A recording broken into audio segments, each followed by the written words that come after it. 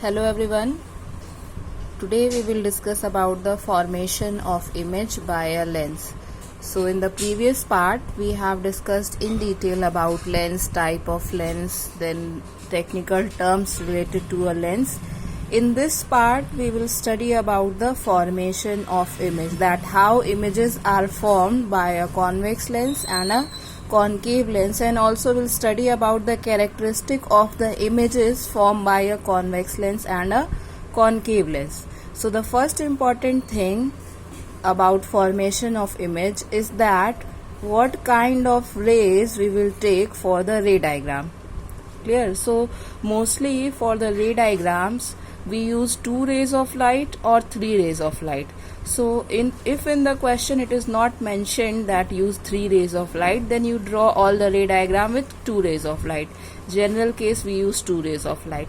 If it is mentioned in the question that use 3 rays of light to draw the ray diagram, then you have to use 3 rays of light, otherwise you will take 2 rays of light. And I have seen 10-year paper mostly it is asked for the 2 rays of light. So now we'll see what are these 2 rays which we will take to form the image by a lens. So the first ray that we will take for a concave lens or a convex lens is the ray of light passing through the optical center. So in the previous part we have seen that a ray of light when passes through an optical center, whether it is a concave lens or a convex lens, it passes undeviated. Clear? So the first ray of light that we will take is the ray of light passing through the optical center. So in that case what you have to do, you have to draw a lens. And keep in mind, when you draw a lens, just see that you don't draw a very thick lens, a very thin lens, a very big lens, a very small lens. Just draw a medium size lens, not very thick, not very thin, because I have seen student drawing a very thick lens, a very large lens. It's not required. You draw a medium size. Thick means not very thick, not very thin, simple kind of lens, and use it to draw the ray diagram. Also, if you will draw divide this lens into a middle part, so it will be a convenient for you to represent the ray diagram. Why? Now this is the principal axis. On both sides you have to represent the focal point, which is F1 and F2. Now the ray of light that you will take is the ray of light passing through the optical center. So suppose this is the optical center if I take. So the ray of light passing through the optical center will passes undeviated. So this is the first ray of light that we use. This ray of light is compulsory. We use this ray of light passing through the optical center and it passes undeviated. So this is the case of a convex lens. So this is a case of convex lens. Now second, in case of a concave lens. So in case of a concave lens also you have to draw the ray diagram like this. First you draw a lens, again not very thick, not very thin. Then again show the F1 and F2 on this lens. So in this case F1 will be on this side and F2 will be on this side. Divide this lens again. Now this will be the optical center. Now you have to take a ray of light which passes through the optical center. So this ray of light passing through the optical center passes undeviated. So this is the first ray of light that we select to draw the ray diagram, passing through the ray of light passing through the optical center. This is for concave lens. Now the second ray of light we will take is the ray of light which is parallel to the principal axis. So these are the two, mainly we use these 2 rays of light to draw the ray diagram. So in that case we have to again take a ray of light. In this case ray of light passing through the optical center, it passes undeviated. Convex lens or a concave lens. Now second is your, you draw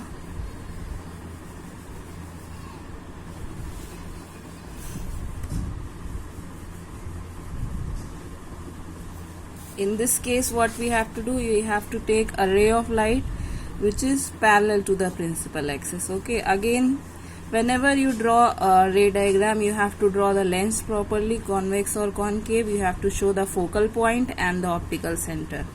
So in case of a convex lens, f1 will be on this side, f2 will be on this side. We know that a ray of light which is parallel to the principal axis after refraction passes through the second focal point, f2. So in this case it will pass through the second focal point.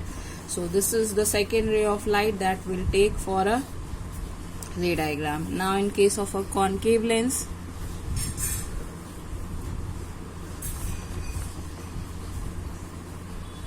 so in case of a concave lens, again in this case f1 will be on this side and f2 will be on this side. Divide this lens, and now this will be the optical center. We have to take a ray of light which is parallel to the principal axis. We know that after refraction it will diverge, and if we extend this ray, so it will appear to come from this point. Okay, f2.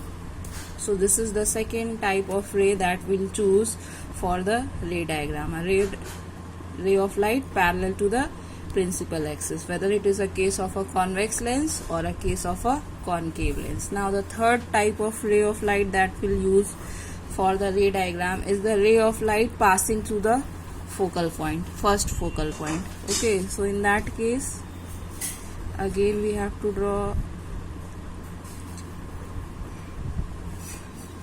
So in this case what we have to do, again you have to represent f1, f2 and then divide. See, if you will divide it, then it will be easier, because on this we have to represent the average bending. We know that in this case average bending takes place. So till this ray of light you take the light parallel and then you show the conversion or divergence of the ray of light. So because of that it is easier. If you don't use it, then also you can draw the ray diagram, no problem, but if you will draw it like this, so it will be quite helpful for you. So in this case what we have to do, the third ray of light that we use to represent the ray diagram is the ray of light passing through this f1. So it strikes on this surface, and then we know that if it is striking obliquely after refraction, it becomes parallel to the principal axis. So ray of light when passes through f1, in case of a convex lens, it becomes parallel to the principal axis. Now in case of a concave lens, so in case of a concave lens,